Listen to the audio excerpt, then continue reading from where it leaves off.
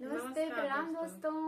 तो हम लोग चल रहे हैं प्यारा सा सोहर गीत सुनाने आप लोगों को, तो आप लोग जरूर सुनिए और जैसन लगी कमेंट में जरूर बताइए कैसन लागल। तो चलिए सुनाते हैं।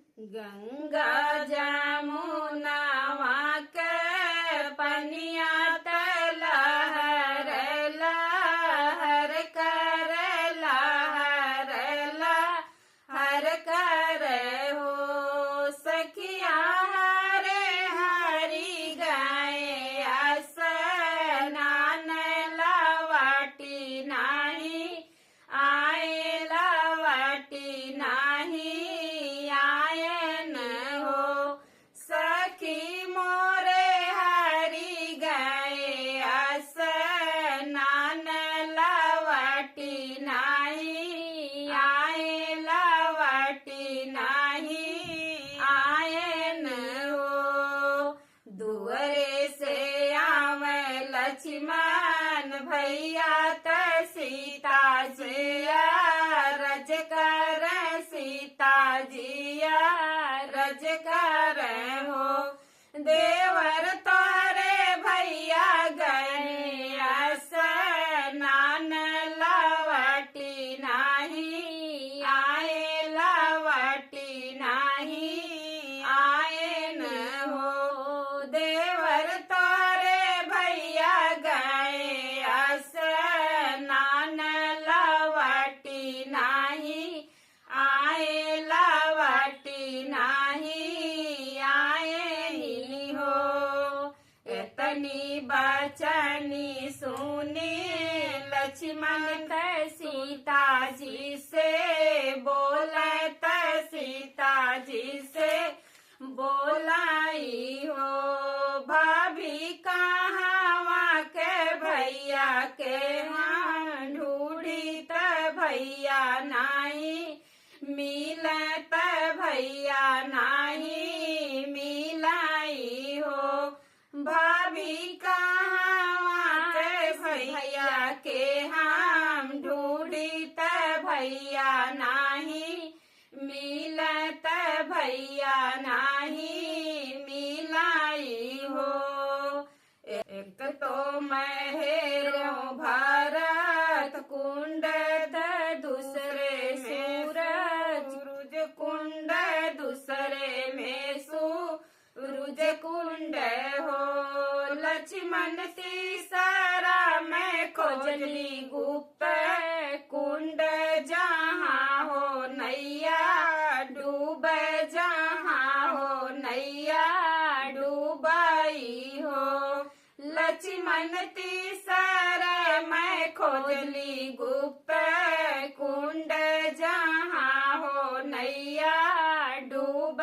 जहाँ हो नैया डूबाई हो बिनु हो के वटवा के नैया कवने घाटे लगी है कवने घाटे लगी है हो देवर बिनु हो पुरुष के तीरियवा के करे डारी लगी है के करे डारी लगी है हो देवर बिना हो पुरुष के तीरियवा के करे डारी लगी है के करे डारी लगी है हो गुनु हो के वटवा के नैया धर्म घाटे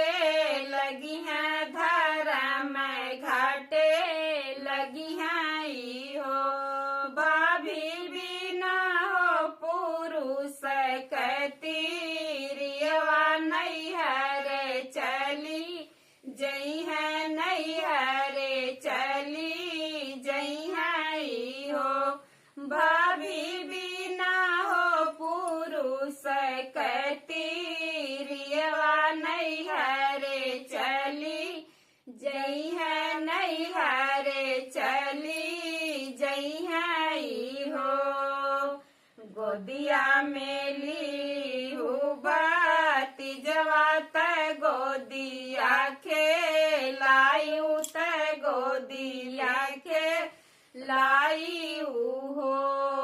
भाभी सखी संग हासिउ बतियायु भैया के बिसरायु भैया के बिसरायु हो। भाभी सखी संगे हासी बतियायु भैया के बिसरायु भैया के बिसरायु हो। एतनी बचनी सुनी सीता त लक्ष्मण जी से बोलत लक्ष्मण जी से बोलाई हो। भैया हम नाही जाबे नाई हरमा भतीजवा के लैबे भतीजवा के लाइबे हो। भैया हम नाही जाबे नाई हरमा भतीजवा ना के लाइब भतीजा ना के लाइबे हो। जमने रहिया सीता जइहा धरती गढ़ू अइहा धरती गढ़ू अइहा हो। भैया नैहरे के लोगे गढ़ पूछिए कब हो सीता घर जाबू कब सीता घर जाबू हो। भैया नहरे के लोगे सब पूछे कब हो सीता घर जाबू कब सीता घर जाबू हो। पूरी ऐसा नगरिया वर ऊंची बखरिया वर ऊंची बखरी न हो। भैया नैहरे के लोग ताना मरिया त साहु नाही जइहा त साहु नाही जइहा हो। भैया नैहरे के लोग ताना मरिया त साहु नाही जइहा त साहु नाही जइहा हो। एतनी अकेली भाभी तोहरे त बुधिया में आगरी बुधिया में आगरी हो। भाभी भैया लवटी घरे अइहा कतहु नाही जइहा कतहु नाही जइहा